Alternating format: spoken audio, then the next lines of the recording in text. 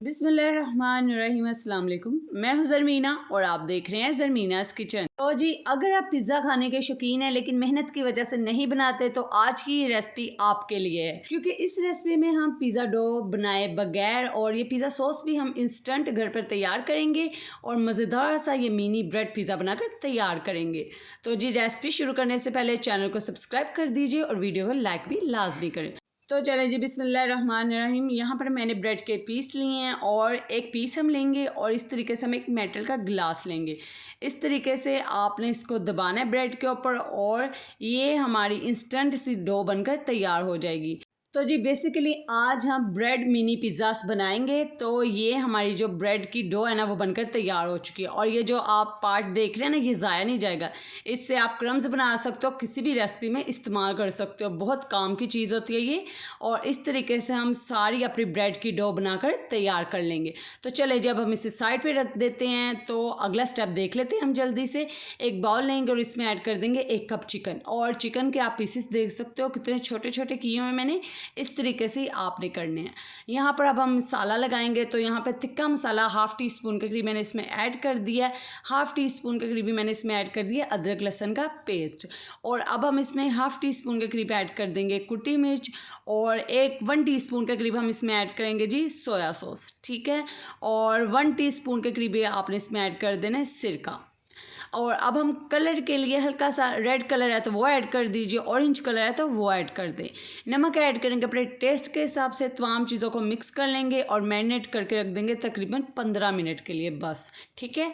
और अब हम लेंगे एक पैन और इसमें ऐड कर देंगे आधी चम्मच घी या ऑयल, ठीक है।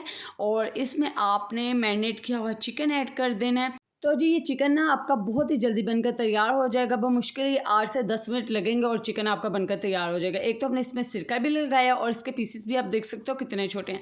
ऐसे ही आपने इसे पैन के ऊपर पकाते हुए तैयार कर लेना है और ये चिकन अपने ही पानी में अच्छे से गल जाएगा, ठीक है जी। आपको कोई एक्स्ट्रा पानी इसमें डालने की ज़रूरत नहीं पड़ेगी और ये चिकन हमारा अच्छे से गल जाएगा। तो चलिए जब हम इसे पका लेते हैं। तो जी, ये देखिए यहाँ पर चिकन हमारा अच्छे से पक चुका है और ये अच्छे से गल भी चुका है। आपको देखकर ये अंदाज़ा हो रहा होगा। तो चलिए जब हम चिकन को साइड पे रख देते हैं और अगला स्टेप देख लेते हैं।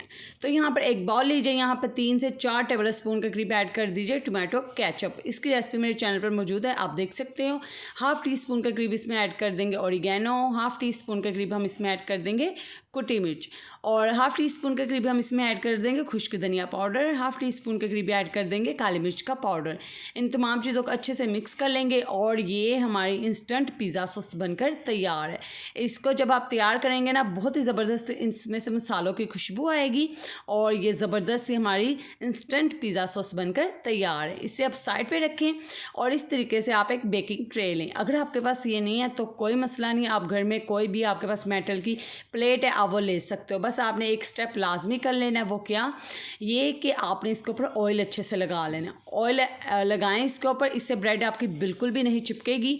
और इसके ऊपर आपने मैदा डस्ट कर देना, ठीक है। मैदा डस्ट करके अच्छे से आपने ट्रे पर लगा लेना है और इस तरीके से झाड़ देना है, ठीक है। ये स्टेप बहुत ज़रूरी है, इससे आपकी जो ब्रेड है ना अच्छे से पक जाएगी, नीचे से चिपकेगी बिल्कुल भी नहीं पकाते वक्त। तो जी, इस तरीके से अब एक एक पीस रखते जाएं इसके ऊपर जो हमने कटिंग करके शुरू में रख दिया था।